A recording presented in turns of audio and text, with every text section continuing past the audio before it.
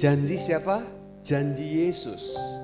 Tetapi sesaat kemudian, ya, setelah ia mati dan bangkit, Yesus meninggalkan mereka. Bagaimana janji itu bisa direalisasi? Peliharalah harta yang indah. Harta yang indah yang dimaksudkan apa? Kita bisa memelihara kebenaran ini Bapak Ibu, bukan juga oleh karena kekuatan kita, tetapi kuasa kemenangan oleh Roh Kudus itu bergerak dengan cara yang sangat, dan kalau saudara merasa saja ya Bapak Ibu ya, gagal, tidak berdaya. Yohanes 14 ayat yang ke-16. Aku, Yesus, akan minta kepada Bapa, dan Ia, Bapa, akan memberikan kepadamu seorang penolong yang lain, supaya Ia menyertai kamu senantiasa selama-lamanya. Supaya Ia menyertai kamu selama-lamanya. Di dalam ayat ini ada 3 pribadi yang disebut. Ya. Yang pertama siapa? Aku. Aku adalah Yesus. Yang kedua adalah Bapa. Ya. Dan Bapa adalah yang mengaruniakan Yesus kepada kita. Dan Ia, Bapa, akan memberikan kepadamu, ya jelas ini adalah kita semua, seorang penolong. Yang ketiga, siapakah penolong? Roh Kudus, ya, supaya Ia menyertai kamu. Siapakah yang menyertai kamu? Roh Kudus, sampai selama-lamanya. Kalau kita membaca di dalam Matius pasal 28 ayat yang ke-20, pada bagian yang terakhir Yesus mengatakan, Aku akan menyertai kamu senantiasa sampai kepada kesudahan zaman. Dan itu janji. Janji siapa? Janji Yesus. Tetapi sesaat kemudian, ya, setelah ia mati dan bangkit, Yesus meninggalkan mereka. Bagaimana janji itu bisa direalisasi? Bahwa Yesus berkata, aku akan menyertai kamu senantiasa sampai kepada kesudahan zaman. Kok ditinggal gitu ya? Nah, sebelum dia meninggalkan murid-muridnya, hal ini dinyatakan Yesus kepada murid-muridnya. Aku minta kepada Bapa, supaya Ia memberikan kepadamu seorang penolong yang lain, yaitu Roh Kudus, yang akan menyertai kamu selama-lamanya. Jadi Yesus setia kepada janjinya. Amin. Sebab Yesus meninggalkan, naik ke surga, tetapi Roh Kudus kemudian turun menyertai murid-muridnya dan jemaatnya. Sekarang Yohanes 14 ayat 26.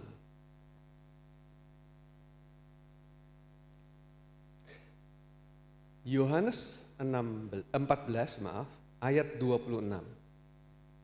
Kita baca sama-sama. 1, 2, 3.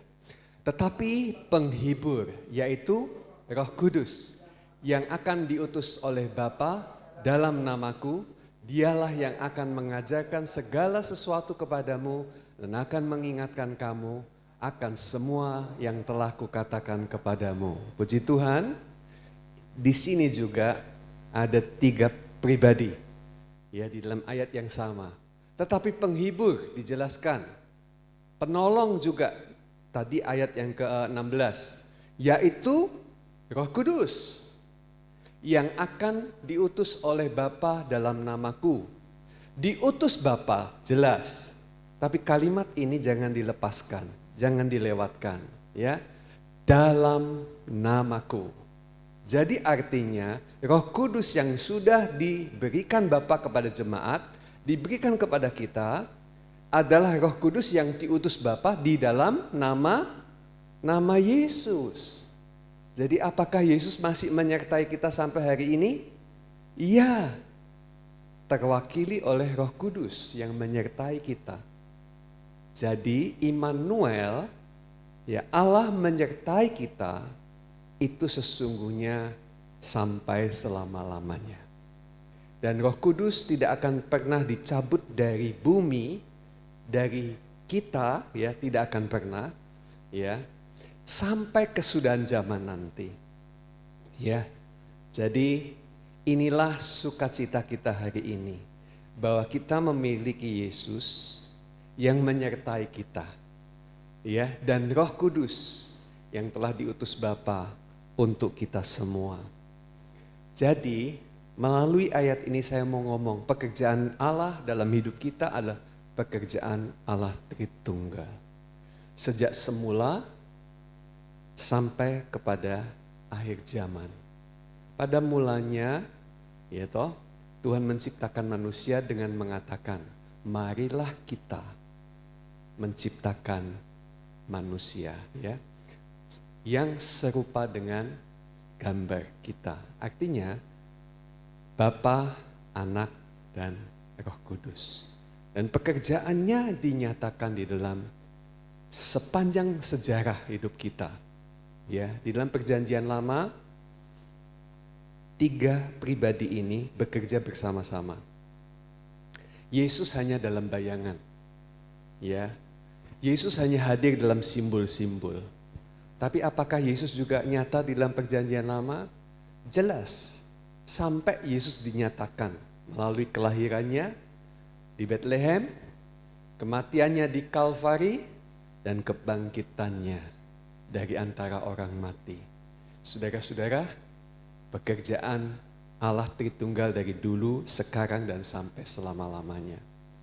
Ya, pekerjaan Roh Kudus juga nyata di dalam Perjanjian Lama. Nanti kita akan melihat beberapa ayat saja yang membuktikan itu. Ya. Nah, ketika Yesus naik ke surga, kita tidak ditinggal sendirian. Hanya beberapa saat saja murid-muridnya disuruh menunggu supaya janji itu dinyatakan. Dan ketika Roh Kudus dicurahkan, hidup mereka berubah. Dulunya penakut berbalik menjadi pemberani. Dulunya seorang yang mudah khawatir dan cemas, mereka akhirnya berubah menjadi orang yang tidak gentar. Bukan hanya dengan soal ketelanjangan, kelaparan, ya, kesulitan, kesukaran, penindasan, dan aniaya. Bahkan mereka berkata bahwa maut sekalipun tidak ada yang dapat memisahkan kami dari kasih Allah. Dan ketika kita melihat episode demi episode terjadi di hadapan kita hari ini, cerita itu membuat hati kita dibangkitkan. Kita menemui sebuah fakta kenyataan bahwa Yesus yang tidak nampak karena tidak kita lihat secara jasmani, ternyata masih bekerja sampai hari ini dengan kuasa Roh Kudus-Nya, sedemikian sehingga jemaat itu hidup di dalam kemenangan demi kemenangan. Dan saya percaya jemaat yang ada di tempat ini juga mengalami hal yang sama. Hanya kita perlu mengetahui dan kita perlu menyadarinya. Tanpa itu kita tidak bisa untuk menjalani hidup sebagaimana Yesus sediakan. Saya memberi ilustrasi.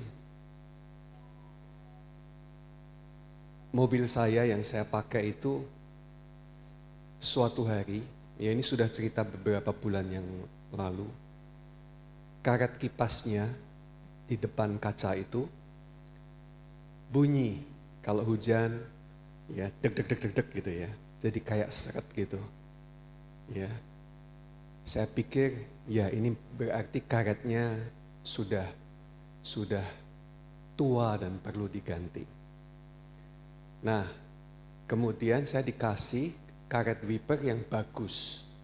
Ya, kemudian dipasangkan lagi.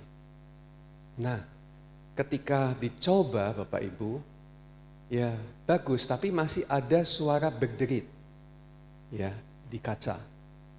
Nah, teman anak saya ini yang memasangkan ini bilang, oh ini karena baru, jadi tunggulah beberapa lama nanti bunyi itu akan hilang sendiri. Tapi sudah lewat 3 bulan, ternyata bunyi itu tidak hilang Bapak Ibu. Ya, dan kalau hujan, airnya tidak cukup deras, ya, karet yang membasut kaca di depan itu selalu ada bunyi. Nah, kemarin mobilnya habis dipakai dari Jakarta, Bandung, balik, sudah dicuci nih sama anak saya tiba-tiba melihat kok nggak bersih ya gitu kan. Tiba-tiba saya merasa tergerak hati saya, diingatkan pikiran saya tak coba untuk membersihkan kacanya. Begitu. Nah, saya punya botol cairan pembersih kaca dari Jamur dan saya sudah beli beberapa waktu yang lalu, mungkin sekitar 1,5 tahun yang lalu atau 2 tahun yang lalu. Dan saya tidak pernah pakai. Dulu sudah saya pakai. Dan saya bersihkan. Saudara-saudara, kacanya jadi bening lagi. Karena kita tahu kaca itu pasti menjadi kotor karena bukan hanya debu, tapi juga emisi gas dari pembuangan knalpot kendaraan. Ya, seringkali itu membuat lapisan yang nggak nyaman lah ya, kotor, harus dibersihkan. Saudara-saudara, bukan hanya itu, jamur juga. Kelihatan di kaca itu kadang-kadang bercak-bercak begitu, dan itu nggak bisa hilang, itu jamur. Nah, saya bersihkan. Nah, setelah itu saya sore-sore pergi ketemu sama Pak Peter, Bu Elsa juga, dan pulang dari Semarang kota itu hujan. Dan saya bilang sama istri saya, loh ini wipernya kok sudah nggak bunyi lagi ya? Saudara-saudara, akhirnya saya tahu bahwa bukan saja wipernya yang perlu diganti, tapi juga kacanya perlu dibersihkan. Nah, masalahnya tuh begini, saya punya obat itu, tapi saya tidak memanfaatkan, bahkan hampir 2 tahun. Eman-eman ya Bapak Ibu ya. Jadi beberapa bulan saya hanya menikmati suara berderit di kaca kalau hujan. Jadi, meskipun saya memiliki fasilitas itu, tapi saya tidak menikmati manfaatnya. Sampai saya menyadari dan saya tahu bagaimana saya menggunakannya untuk mengatasi masalah itu.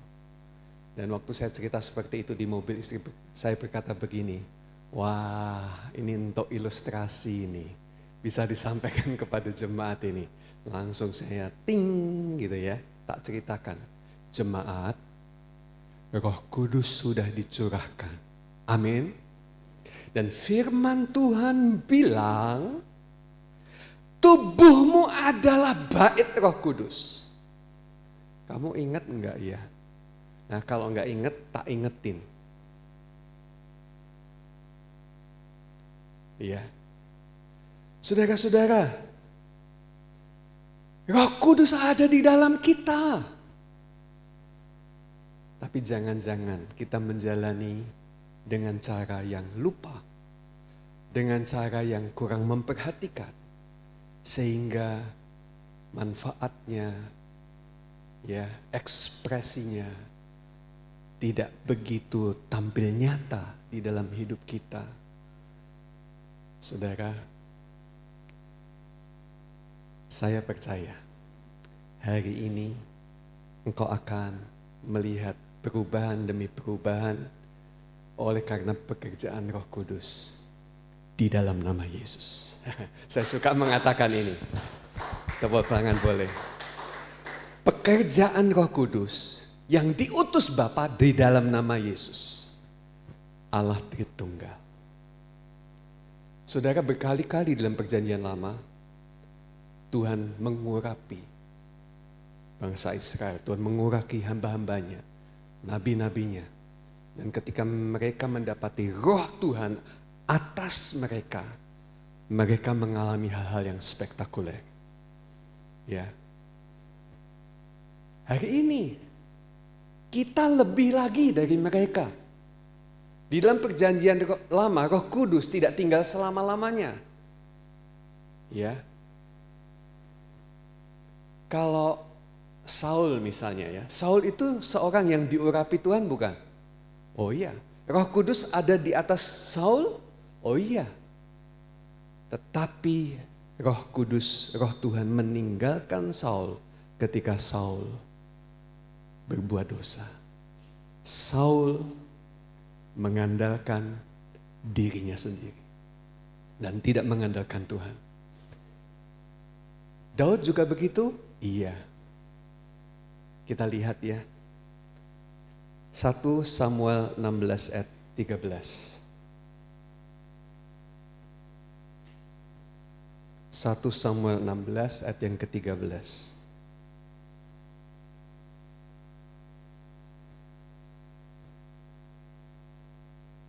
Satu Samuel 16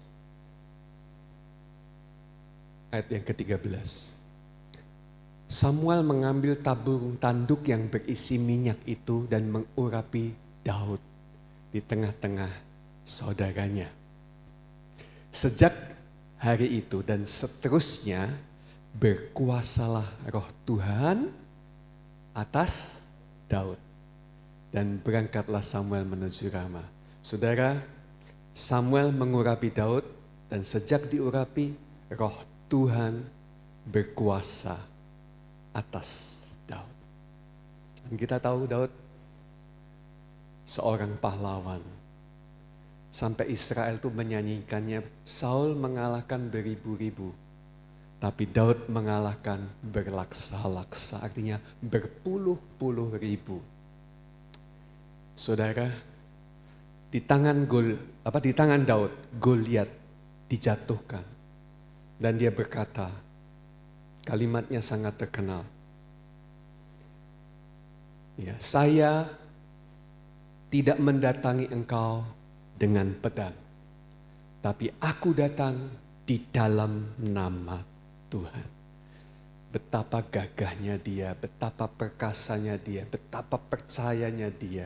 Seorang yang dianggap masih kemerah-merahan, belum banyak pengalaman, masih remaja. Tetapi karena Roh Tuhan ada atas dia, maka dia hidup sebagai seorang pemenang. Saudara-saudara, satu lagi contoh. Hakim-Hakim 14 ayat 5 dan 6. Siapakah seorang yang diurapi Tuhan ini? Hakim-Hakim 14 ayat 5. Lalu pergilah Simson beserta ayahnya dan ibunya ke Timna. Ketika mereka sampai,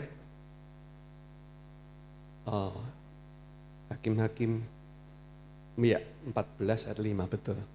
Maka seekor singa muda mendatangi Simson dan mengaum. Ayat 6. Ayat 6. Kita baca sama-sama. Pada waktu itu berkuasalah Roh Tuhan atas dia. Sehingga singa itu dicabiknya seperti orang mencabik anak kambing tanpa apa-apa di tangannya. Tetapi tidak diceritakannya kepada ayahnya atau ibunya atau apa yang dilakukannya itu. Oke. Berkuasalah Roh Tuhan atas dia. Siapakah dia? Simson. Ya. Saya dari sekolah minggu mendapat cerita Simson seorang yang gagah perkasa, ya, seorang yang berotot, seorang yang gagah. Ya, saya bayangin mungkin seperti Aderai gitu ya. Karena memang cerita-cerita komik pada waktu itu menceritakan Simson sebagai seorang yang berotot, kuat, wah luar biasa. Tapi apakah bayangan Simson memang betul seperti itu? Bapak Ibu tidak diceritakan. Jadi itu sebetulnya adalah spekulasi imajinasi. Saya malah berpikir bahwa Simpson itu seorang yang flamboyan, ya, seorang yang cakap, ya, seorang yang ya, mempesona, tak peragawan gitu mungkin ya. Bukan seperti Adere, bukan. Ya. Saudara-saudara, tapi begitu roh Tuhan ada pada dia, kekuatannya melebihi seorang binaragawan atau seorang petarung yang hebat. Bukan karena Simpson hebat, tapi karena roh Tuhan ada di atas dia. Sayang ketika dia jatuh kepada siapa itu wanita itu? Delilah, ya. Roh Tuhan meninggalkan dia. Dan hilang kekuatannya. Ya. Sejak dipotong rambutnya. Saudara-saudara, pada waktu yang terakhir, dia sebelum kematiannya minta dituntun seorang budak untuk datang kepada dua tiang penyangga utama dari gedung di mana dia dipermalukan sebagai pelawak, dipertontonkan dan orang mentertawakan dia. Dia bilang, tolong bawa saya kepada tiang di tengah yang menjadi kekuatan gedung ini. Anak itu hanya mengantar saja dan kita tahu ceritanya dia berdiri di antara kedua tiang yang besar. Dan saudara tahu, dia minta, Tuhan berikan saya satu kali ini saja kekuatan. Bukan kekuatanku. Dia tahu, dia tidak ada apa-apanya. Sudah lemah sekali. Minta rohmu Tuhan. Sekali ini saja Tuhan. Dan kemudian dia merangkul kedua tiang itu. Atau mendorongnya. Ya. Saudara-saudara, sampai akhirnya kita tahu kedua tiang itu runtuh dan rubuhlah gedung di mana mereka sedang mempermalukan Simpson. Simpson mati juga. Tapi yang saya mau kita tahu adalah bagaimana Tuhan bekerja dengan luar biasa untuk seorang yang begitu lemah, buta, sudah dibutakan karena di selomot itu pakai api. Simpson itu tidak berdaya, tapi dia begitu luar biasa. Bahkan Alkitab mengatakan bahwa yang dibunuh Simpson jauh lebih besar daripada yang pernah dibunuh selama masa hidupnya. Saudara,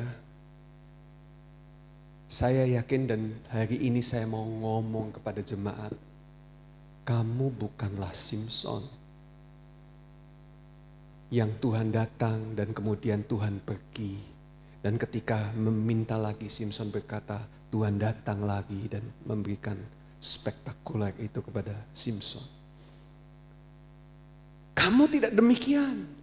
Sebab Roh Kudus itu tidak pernah meninggalkan engkau. Roh Kudus senantiasa menyertai engkau.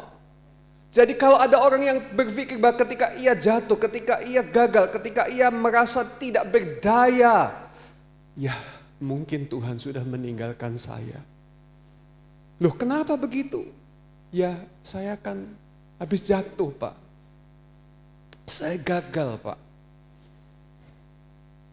Diintimidasi dengan suara si jahat. Ketidaklayakan membuat kita menjadi seorang yang inferior. Di hadapan Tuhan. Saudara-saudara. Tidak sadar. Roh Kudus masih menyertai kita. Masih bersama dengan kita. Bahwa Roh Kudus berduka cita. Iya. Tapi dia tidak pernah meninggalkan kita Bapak Ibu. Dia setia Bapak Ibu. Hanya perlu kita menyadari saja. Seperti saya tiba-tiba menyadari saya punya obat jamur untuk kaca, untuk membersihkan itu. Saudara, dan saya menikmati manfaatnya. Hari ini, terimalah kebenaranmu bahwa Roh Kudus ada di dalam hidupmu. Dan Roh Kudus itu di dalam nama Tuhan Yesus Kristus. Beri kemuliaan bagi Tuhan Yesus. Saya tidak bisa meyakinkan saudara sampai Roh Kudus meyakinkan saudara, mengingatkan saudara akan kebenaran itu. Karena Roh Kudus diutus untuk tugas itu. Dan saya minta kepada Bapa, Tuhan, Bapa di surga, melalui Roh Kudus, ingatkan kami. Beri kesadaran kepada kami jemaat-Mu, bahwa Roh Kudus diam di dalam hidup kami. Dan itu yang membuat kami hidup dan berkemenangan. Di dalam perjanjian lama aja kisah-kisah hebat kita saksikan, kita dengar. Apalagi hari ini Bapak Ibu. Pasti engkau akan menikmati hidup yang jauh lebih besar. Jauh lebih besar daripada apa yang kita sudah dengarkan tadi. Sakaria pasal 4 ayat yang ke-6. Mari kita melihatnya. Sakaria pasal yang keempat ayat yang ke-6.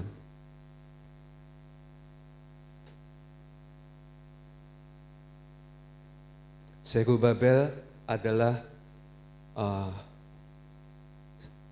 gubernur yang diangkat oleh Raja Persia, dan Zerubabel juga yang dipercaya untuk membangun kembali bait Allah. Ya. Maka firman Tuhan datang kepadanya. Ya. Dan dia mengulangnya. Dan melalui ayat ini kita akan baca sama-sama. 1, 2, 3. Maka berbicaralah ia, katanya, inilah firman Tuhan kepada Zerubabel, bunyinya, bukan dengan keperkasaan, bukan dengan kekuatan, melainkan dengan Rohku, firman Tuhan semesta alam. Sekali lagi kita baca sama-sama. Maka berbicaralah ia, katanya, inilah firman Tuhan kepada Zerubabel, bunyinya, bukan dengan keperkasaan, bukan dengan kekuatan, melainkan dengan Rohku, firman Tuhan semesta alam. Bukan kuat, bukan gagah, tapi Rohku, kata Tuhan. Ya, lagu lama Bapak Ibu, waktu saya masih muda, ya, waktu masih SMA. Bukan kuat, bukan gagah, melainkan, tapi oleh Rohku, kata Tuhan. Gunung ini dipindahkan, gunung itu, ya kira-kira seperti itu ya, dipindah. Sudah lama gak nyanyi ya lagu itu ya. Saudara-saudara, bukan oleh kekuatan manusia, bukan oleh kehebatan kita, kepandian kita, tetapi oleh Rohku, kata Tuhan. Jadi kalau Roh Kudus itu dianggap sebagai roh kuasa, itulah. Kisah Rasul pasal 1 ayat 8. Ya. Kamu akan menerima kuasa kalau Roh Kudus turun ke atas kamu. Dan Roh Kudus turun atas kita? Sudah. Roh Kudus mendiami kita? Sudah. Roh Kudus menyertai kita? Sudah. Bahkan sampai selama-lamanya. Dan itu sebabnya saya mengatakan kepada jemaat, engkau hidup di dalam kemenangan demi kemenangan. Amin. Engkau tidak gagal, engkau tidak jatuh, engkau tidak mungkin berbalik lagi. No turning back, no turning back. Haleluya. Saudaraku, Roh Kudus di sini memberikan jaminan buat kita untuk hidup. Terus naik, naik, dan naik. Iya. 2 Timotius 1 ayat yang ke-14. 2 Timotius 1 ayat yang ke-14.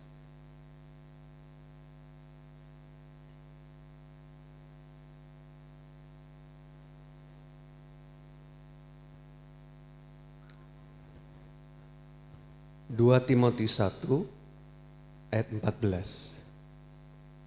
Peliharalah harta yang indah. Harta yang indah yang dimaksudkan apa? Kalau Bapak Ibu saudara membaca ayat-ayat sebelumnya adalah Injil. Injil yang Paulus beritakan, Injil yang kita percayai. Ya. Yang telah dipercayakannya kepada kita oleh Roh Kudus yang diam di dalam kita. Kita bisa memelihara kebenaran ini Bapak Ibu, bukan juga oleh karena kekuatan kita, tetapi karena oleh Roh Kudus yang diam di dalam kita. Hari Sabtu yang lalu, 1 minggu yang lalu, saya dan istri saya mengunjungi 2 orang tua dari Pak Peter dan Bu Elsa. Nah, ketika kami mengunjungi orang tuanya Pak Peter di Semarang Indah, saya nggak tahu karena lama nggak ketemu. Ya, saya pikir dulu tinggalnya di daerah Karangwulan, dekat gereja Pringgading. Tapi ternyata sudah 2 tahun ini, 2 tahun lebih, mungkin hampir 3 tahun ya Pak ya, tinggal di Semarang Indah, dekat dengan anaknya juga di sana. Nah, pas waktu ke sana, papanya Pak Peter, Om Gunawan nggak ada, tapi yang ada adalah mamanya. Saya panggil tante siapa namanya saya lupa, saya tanya lagi, lalu dia bilang Tante Som, gitu ya, betul ya? Saya ingat ya, Tante Som. Saudara, kondisi fisiknya mungkin terganggu karena pinggulnya ada sakit gitu ya, boyoknya gampangnya gitu ya, sehingga jalannya itu agak susah. Nah, tapi hatinya penuh dengan sukacita dan menampakkan senangnya kalau dikunjungi gitu ya. Nah, cerita Bapak Ibu dengan penuh antusias semangat. Kita ngomong 2 kalimat, dia nyautin gitu ya. 1 kalimatnya saya masih ingat, istri saya bilang, Tuhan Yesus itu baik. Iya tante gitu ya. Lalu tante itu jawab, ya baik sekali. Gitu. Ya, jadi dia nambahinnya, bukan hanya baik, tapi baik sekali, sangat baik. Nah, berikutnya kalimat yang kedua, Tuhan tuh sayang sama tante. Kalimat yang mengikutinya itu yang membuat saya merasa surprise gitu, spontan langsung. Sejak dulu gitu, Tuhan itu sayang sama tante sejak dulu gitu. Nah iya, saya sejak dulu terus saya nyauti, sekarang dia nyauti lagi dan sampai selama-lamanya. Saya tuh melihat satu iman yang bergerak dalam seorang ibu yang sesungguhnya sangat terkenal di antara anak-anaknya, di antara keluarganya. Ya. Tapi mungkin tidak bagi kita yang tidak mengenalnya. Tapi saya cerita ini untuk mengekspresikan betapa kuasa kemenangan oleh Roh Kudus itu bergerak dengan cara yang sangat simple dalam hidup seorang mamah, seorang ibu yang menghidupi, membesarkan 6 anaknya. Saudara, saya pikir dulu di Karangwulan itu sudah rumah sendiri. Ternyata kemarin juga baru tahu karena Pak Peter gak ngomong. Itu ngontrak Bapak Ibu. Jadi saya bisa membayangkan waktu Pak Peter kecil di sana, ya dengan kakak dan adik-adik, ya di rumah kontrakan. Saya pernah sih ke rumahnya yang di Karangwulan. Saudara-saudara, sampai 3 tahun yang lalu kira-kira, baru bisa beli rumah sendiri. Hidupnya nggak gemerlap oleh karena apa yang menjadi fasilitas itu tersedia. Tetapi mampu melewati waktu demi waktu dengan iman, percaya, pengharapan kepada Tuhan. Dan sampai hari ini dia melihat pekerjaan-pekerjaan Tuhan dinyatakan di tengah-tengah keluarganya, anak-anaknya. Bahkan yang mengejutkan, dia ketemu dengan anaknya yang sekarang di Jerman ya. Dan itu spektakuler. Ya kalau kamu mau tahu kisahnya, tanya aja sama Pak Peter. Ya, saya belum izin untuk cerita.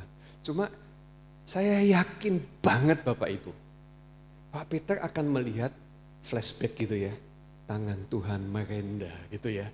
Tangan Tuhan bekerja. Roh Kudus memimpin waktu demi waktu. Sehingga ketika kita ngomong, tante Tuhan tuh baik ya. Baik sekali.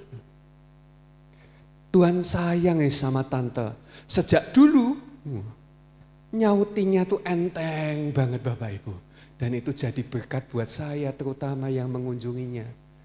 Ceritanya kalau orang mengunjungi kan memberkati ya saudara ya. Enggak Bapak Ibu, ini mengunjungi dan diberkati oleh karena pekerjaan iman oleh Roh Kudus. Dan saya berkata itu adalah hidup yang penuh dengan kemenangan. Engkau juga bukan? Iya. Amin. Kamu enggak ngomong amin, saya yang ngomong amin. Amin.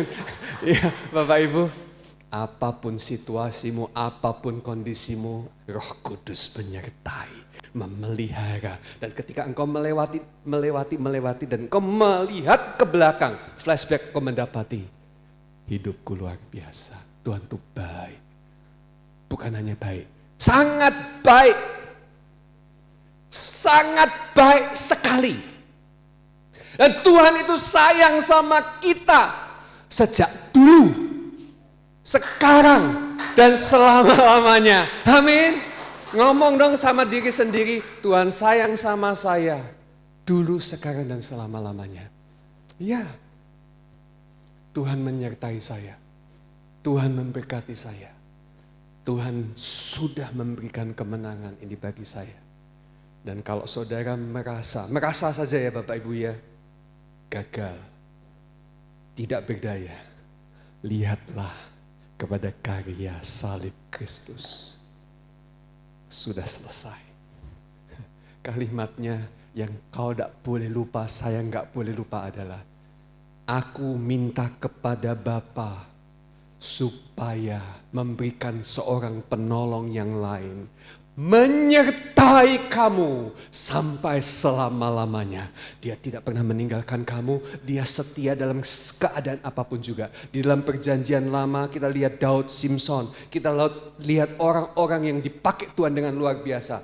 Roh Tuhan bisa datang dan pergi. Hari ini jemaat, Roh Tuhan datang dan tidak pernah pergi daripada kita. Engkau pemenang, engkau lebih dari pemenang. Amin. Yes, mari kita bangkit berdiri bersama-sama.